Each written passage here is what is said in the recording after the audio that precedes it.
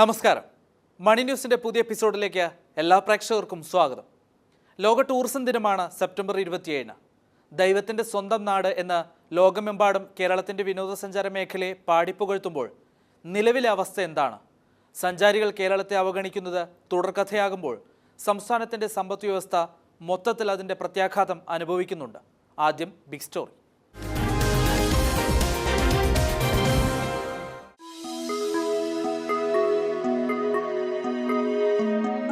6 ലക്ഷത്തിൽ താഴെ വിദേശ വിനോദസഞ്ചാരികൾ മാത്രമാണ് 2015 കേരളത്തിലെത്തിയത്. 50 ലക്ഷത്തോളം ആഭ്യന്തര ടൂറിസ്റ്റുകളും എത്തി. 2014 9.4 ലക്ഷം വിദേശ വിനോദസഞ്ചാരികളും 1.16 കോടി ആഭ്യന്തര സഞ്ചാരികളും എത്തിയ സ്ഥാനത്താണിത്. ഈ ഒരൊറ്റ കണക്ക് മതി നിലവിലെ കേരളത്തിലെ വിനോദസഞ്ചാര മേഖലയുടെ ദുരവസ്ഥ മനസ്സിലാക്കാൻ.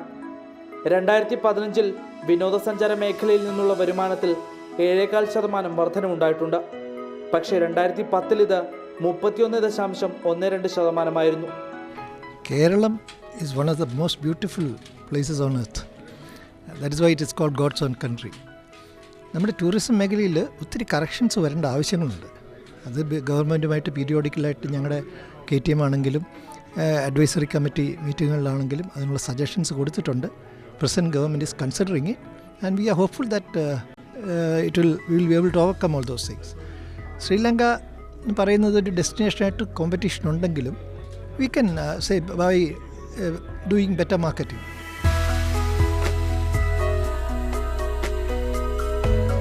സീസണിൽ വിദേശ ആഭ്യന്തര വിനോദസഞ്ചാരികളാൽ നിറഞ്ഞിരുന്ന കേരളത്തിലെ ഹോട്ടലുകളും റിസോർട്ടുകളും ഹോം സ്റ്റേകളുമെല്ലാം ഇപ്പോൾ പ്രതിസന്ധിയിലാണ്. 2010 ശേഷം കേരളത്തിലെ വിനോദസഞ്ചാര മേഖല ദേശീയ ശരാശരിയേക്കാൾ പിന്നിലാണ്. IT-ക്കും കൃഷിക്കുമൊപ്പം കേരള സമ്പദ് വ്യവസ്ഥയുടെ നട്ടെല്ലാണ് ടൂറിസം എന്നിരിക്കെയാണ് ഈ പിന്നോട്ട് നടത്തം. കേരളത്തിൻ്റെ മൊത്തം GDP-യുടെ 11% സംഭാവന ചെയ്യുന്നത് വിനോദസഞ്ചാര മേഖലയാണ്. 25 ലക്ഷം പേർ നേരിട്ടും അല്ലാതെയും ടൂറിസം രംഗത്തെ ആശ്രയിക്കുന്നുണ്ട്. ഈ വരുന്ന travellers they are coming on a holiday. Naturally they will be like to enjoy the time. അപ്പോൾ അതൊരു ഫാക്ടറാണ്. പക്ഷെ അത് മാറിക്കിട്ടുകയാണെങ്കിൽ ഇൻഡസ്ട്രിക്ക് എപ്പോഴും നല്ലതാണ്. സാമ്പത്തിക മാന്ദ്യത്തെ തുടർന്ന് ആഗോളതലത്തിൽ തന്നെ വിനോദസഞ്ചാരികളുടെ എണ്ണം കുറഞ്ഞിട്ടുണ്ട് എന്നുള്ളത് യാഥാർത്ഥ്യം തന്നെ. വരുമാനം കുറയുമ്പോൾ മാറ്റിവെക്കപ്പെടുന്നത് വിനോദയാത്രകൾ തന്നെയാണ്. പക്ഷേ ഈ സാഹചര്യത്തിൽ ആഭ്യന്തര വിനോദസഞ്ചാരികളെ ആകർഷിക്കുന്നതിനും കേരളത്തിന് സാധിച്ചില്ല. മറ്റ് സംസ്ഥാനങ്ങളിൽ നിന്ന് 1 കോടി വിനോദസഞ്ചാരികൾ എല്ലാ വർഷവും കേരളത്തിലേക്ക് എത്തുന്നു എന്നാണ് കണക്ക്. ഈ മേഖലയിൽ ആനുപാതികമായി വളർച്ച കൈവരിക്കുന്നതിനും സംസ്ഥാനം പരാജയപ്പെട്ടു. ടൂറിസം രംഗം നേരിടുന്ന വെല്ലുവിളികൾ പലതാണ്. അടിസ്ഥാന സൗകര്യ വികസന രംഗത്തെ തകർച്ചയും മലിനീകരണവും മുതൽ മദ്യനയം വരെ ഇതിന് കാരണമാണ്. പിന്നെ ഏറ്റവും പ്രധാനം ക്ലീൻ, ഗ്രീൻ, ഹെൽത്തി സമൂഹമാണ്. അതിന് ഇതുവരെ നമ്മൾ പരസ്പരം അങ്ങോട്ടും ഇങ്ങോട്ടും കുറ്റപ്പെടുത്തി ഇരുന്നാൽ പോലും ഞങ്ങൾ ടൂറിസത്തിൻ്റെ ആയിട്ട് ഇനീഷ്യേറ്റീവ് ലോക്കൽ ബോഡികളോടും മറ്റ് സംഘടനകളോട് ചേർന്ന് ഇതിനെ ക്ലീൻ ചെയ്യാമെന്നാണ് ഉദ്ദേശിക്കുന്നത്. അതുപോലെ തന്നെ planting of trees, water resources, അതായത് വെള്ളം റീസൈക്കിൾ ചെയ്യുക, ഉപയോഗിക്കുക, അങ്ങനെ വാട്ടർ റിസോഴ്സിനെ പ്രിസർവ് ചെയ്യുക, ഗ്രീൻ മരങ്ങൾ നട്ടുപിടിപ്പിക്കുക, ഓർഗാനിക്, അങ്ങനെയുള്ള സമൂഹത്തിന് പ്രയോജനം കിട്ടുന്ന രീതിയിൽ ടൂറിസത്തെ ഡിഫറെൻറ്റ് ലൈനിലേക്ക് മാറ്റുക. വിനോദസഞ്ചാരികൾ ധാരാളമായി എത്തുന്ന സ്ഥലങ്ങളിൽ വൃത്തിയുള്ള ശുചിമുറികളോ നല്ല റോഡുകളോ ഇല്ല. കേരളത്തിലൂടെ റോഡ് മാർഗം ചുറ്റിക്കറങ്ങുന്നതിന് പല സഞ്ചാരികൾക്കും താല്പര്യമില്ല. റോഡുകളുടെ ശോചനീയ അവസ്ഥ തന്നെ കാരണം. വിനോദസഞ്ചാര കേന്ദ്രങ്ങളിൽ ശുചിത്വമുള്ള അന്തരീക്ഷവും ഖരമാലിന്യ ശേഖരണത്തിനും സംസ്കരണത്തിനും ശാസ്ത്രീയ സംവിധാനമില്ലാത്തതും പ്രതിസന്ധിയാണ്. നല്ല നടപ്പാതകൾ, സഞ്ചാരികൾക്കുള്ള മറ്റ് സൗകര്യങ്ങൾ, അവശ്യ സാധനങ്ങളുടെ ലഭ്യത, ശുദ്ധജല ലഭ്യത, ഭക്ഷണ സംവിധാനം എന്നിവയും അത്യാവശ്യമാണ്. മദ്യനയം വലിയ പ്രത്യാഘാതമാണ് ഉണ്ടാക്കിയതെന്ന് ഈ മേഖലയിലുള്ളവർ പറയുന്നു. വ്യക്തിഗത പാക്കേജുകൾക്ക് പുറമെ കോൺഫറൻസുകൾ, മീറ്റിങ്ങുകൾ എന്നിവയിൽ നിന്നെല്ലാം മദ്യനയത്തെ തുടർന്ന് കേരളം ഒഴിവാക്കപ്പെട്ടു.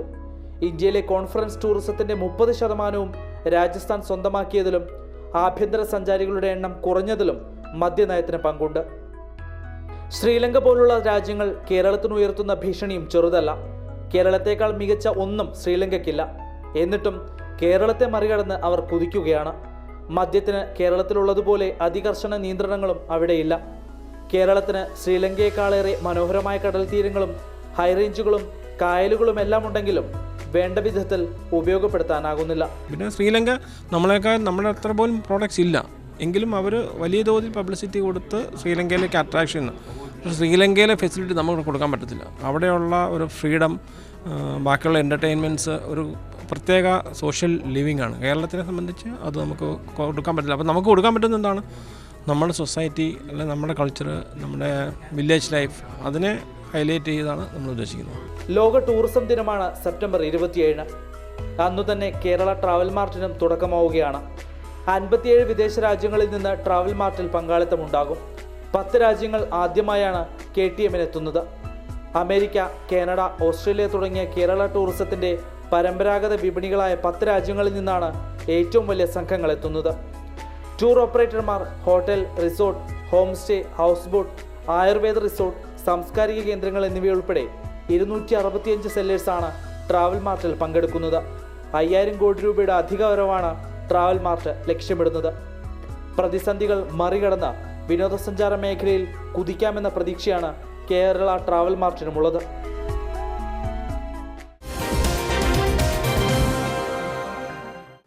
ഓഹരി ഇടപാട് രംഗത്തെ പ്രമുഖ സ്ഥാപനമാണ് ഹെഡ്ജുക്കിറ്റീസ്. കഴിഞ്ഞ 8 വർഷമായി കേരളത്തിൽ പ്രവർത്തിക്കുന്ന ഹെഡ്ജിനെ നയിക്കുന്ന ശ്രീ അലക്സ് കെ ബാബുവാണ് ഇന്ന് മണിയേക്കണിൽ.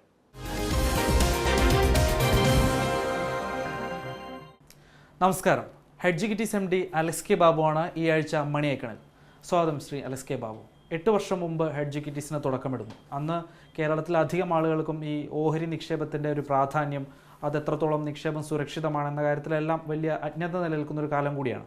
ആ കാലത്താണ് താങ്കൾ ഹെഡ്ജുക്കിറ്റീസ് പോലുള്ള സ്ഥാപനത്തിന് തുടക്കമിടുന്നത്. വളരെയധികം റിസ്ക്കുള്ള ഒരു മേഖല കൂടിയായിരുന്നു അത്.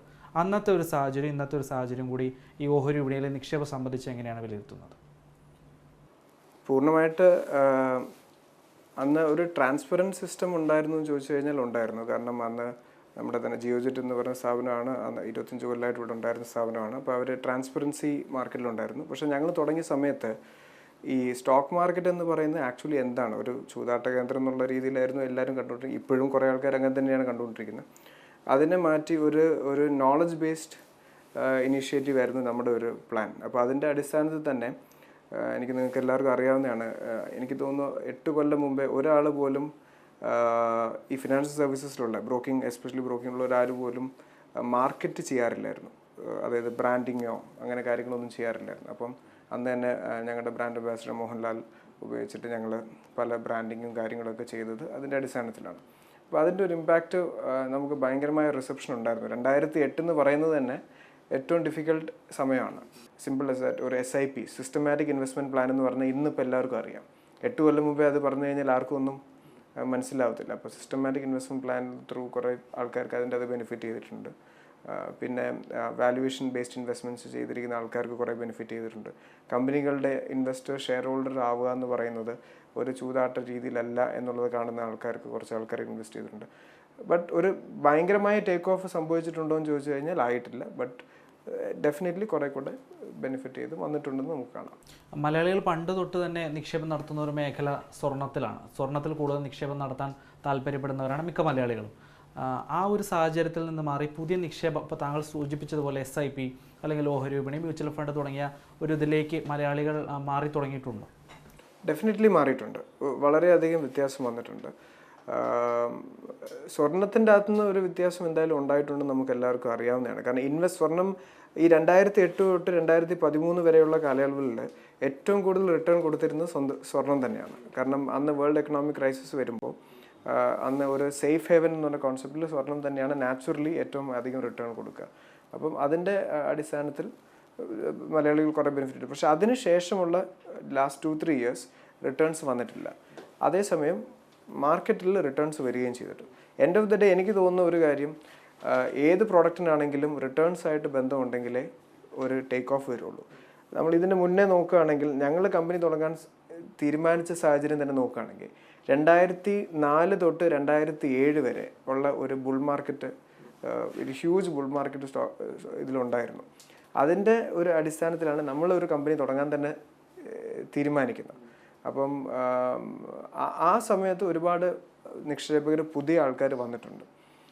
ഫോർച്ചുനേറ്റ്ലി ഓർ അൺഫോർച്ചുനേറ്റ്ലി അന്ന് വന്ന ആൾക്കാരും വീണ്ടും ഈ സബ്ജക്റ്റ് നോളജിനെക്കാട്ടി ഉപരി മിസ്സെല്ലിങ്ങിൻ്റെ ഭാഗമായിട്ടാണ് കുറേ ആൾക്കാർ വന്നത്. കാരണം റിട്ടേൺസിന് കണ്ടിട്ട് again 20% 30% return year on year കിട്ടുന്നുണ്ടെന്നുള്ള അടിസ്ഥാനത്തിൽ വന്നു. അങ്ങനെയുള്ള ആൾക്കാരൊക്കെ എല്ലാം ഈ ഒരു കഴിഞ്ഞ ഒരു 5-6 കൊല്ലം കൊണ്ട് എല്ലാവരും മാറി. ഇപ്പോൾ വരുന്ന ആൾക്കാരെല്ലാം കുറേ കൂടെ എഡ്യൂക്കേറ്റഡ് ആണെന്നുള്ളത് 100% ശരിയാണ്. ഈ ഓഹരി വിപണിയിൽ നിക്ഷേപം നടത്താൻ ചെറുപ്പക്കാർ എത്രത്തോളം മുന്നോട്ട് വരുന്നുണ്ട്? കുറേ പേര് ബൈ ഡിഫോൾട്ട്, ഞാൻ ഇതിന് മുന്നേയും പറഞ്ഞിട്ടുണ്ട്, ഈ അറിഞ്ഞോ അറിയാതെ വന്നുകൊണ്ടിരിക്കുകയാണ്. കാരണം ഇപ്പോഴത്തെ പുതിയ സാലറി സെഗ്മെൻറ്റ് തന്നെ അറിയാം, ടാക്സ് സേവിങ് ഇൻസ്ട്രുമെൻറ്റ്സ് വേണം. ടാക്സ് സേവിങ് ഇൻസ്ട്രുമെൻറ്റ്സ് എന്ന് പറയുന്ന ഓഹരിയാണ് ഇന്നത്തെ ടാക്സ് സേവിങ് ഇൻസ്ട്രുമെൻറ്റ്. 1 ഇയർ കഴിഞ്ഞാൽ ക്യാപിറ്റൽ ഗെയിൻസ് ടാക്സ് ഇല്ല. അപ്പോൾ കമ്പനികൾ തന്നെ മ്യൂച്വൽ ഫണ്ട്സും ELSസും അല്ലെങ്കിൽ ടാക്സ് സേവിങ് മറ്റേ ഇൻഷുറൻസ് സ്കീംസിലും എല്ലാം ഈ സ്റ്റോക്ക് മാർക്കറ്റ് റിലേറ്റഡ് ആയിട്ടുള്ള പ്രൊഡക്ട്സിലേക്കാണ് ഇൻവെസ്റ്റ് ചെയ്ത് കൊടുക്കുന്നത്. ഡയറക്റ്റ് സ്റ്റോക്ക് മാർക്കറ്റ് ആവണം നിർബന്ധമില്ല. ഡയറക്റ്റ് എക്വിറ്റി അക്കൗണ്ട് ഓപ്പൺ ചെയ്തെന്നല്ല, ത്രൂ മ്യൂച്വൽ ഫണ്ട് ആയിരിക്കാം, ത്രൂ ഒരു ഇൻഷുറൻസ് പോളിസീസ് ആയിരിക്കാം, അതിൽ ത്രൂ സ്റ്റോക്ക് മാർക്കറ്റിലേക്ക് വരുന്നുണ്ട്. അപ്പം അവർ അറിഞ്ഞോ അറിയാതെ അത് സംഭവിക്കുന്നുണ്ട്. താരതമ്യേന വെല്ലുവിളികൾ നിറഞ്ഞൊരു മേഖലയിലാണ് താങ്കൾ പുതിയൊരു സംരംഭം തുടങ്ങുന്നത്, ഹെഡ്ജ് ഇക്വിറ്റീസ് എന്നുള്ളൊരു സംരംഭം. അപ്പം പുതിയ ചെറുപ്പക്കാരെല്ലാം തന്നെ സ്റ്റാർട്ടപ്പുകളുമായിട്ടൊക്കെ രംഗത്തെത്തുന്നുണ്ട്. അപ്പോൾ അവർ ശ്രദ്ധിക്കേണ്ട ഒരു പ്രധാനപ്പെട്ട കാര്യം എന്തായിരിക്കും? പ്രത്യേകിച്ച് ഒരു പുതിയ സംരംഭം തുടങ്ങുമ്പോൾ ആ മേഖല കൂടുതൽ വെല്ലുവിളികൾ നേരിടുമ്പോൾ ശ്രദ്ധിക്കേണ്ട കാര്യങ്ങൾ എന്തെല്ലാമായിരിക്കും? ബിസിനസ് മോഡൽ എങ്ങനെ ഇവോൾവ് ചെയ്യുമെന്ന് പറഞ്ഞാൽ, ഒന്ന് ട്രാൻസാക്ഷൻ ഓറിയൻറ്റഡ് ഒരെണ്ണം ഉണ്ടാവും, അഡ്വൈസറി ഓറിയൻറ്റഡ് വേറെ ഉണ്ടാവും. അപ്പോൾ സ്റ്റാർട്ടപ്പ് കൾച്ചറിനോട് എന്നോട് ചോദിച്ചാൽ പുതിയ ആൾക്കാരും ചെയ്യേണ്ടത്, technology will definitely disrupt. Technology എന്ന് പറഞ്ഞാൽ പ്രോഡക്റ്റ് മാത്രമല്ല, പ്രോസസ് ഡിഫറൻസസ് വരും. കാരണം ഇന്നൊരു ബ്രാഞ്ച് വേണ്ട, ചിലപ്പോൾ എവിടെയെങ്കിലും ഒരു സെൻട്രൽ ഒരു ഓഫീസിൽ ഇരുന്നിട്ട് എവിടെ വേണമെങ്കിലും കൺട്രോൾ ചെയ്യാം.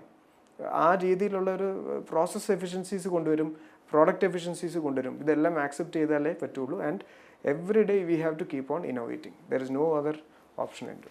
ഓഹരി വിപണിയുടെ ഒരു ഭാവി എന്താണ്? ഇന്നത്തെ രീതിയിൽ വെരി പോസിറ്റീവാണ്. ആൻഡ് ഡൊമസ്റ്റിക്, നേരത്തെ ചോദിച്ച ചോദ്യം തന്നെ, ഡൊമസ്റ്റിക് സേവിങ്സിലും തന്നെ ഒരുപാട് ഇൻവെസ്റ്റ്മെൻറ്റ്സ്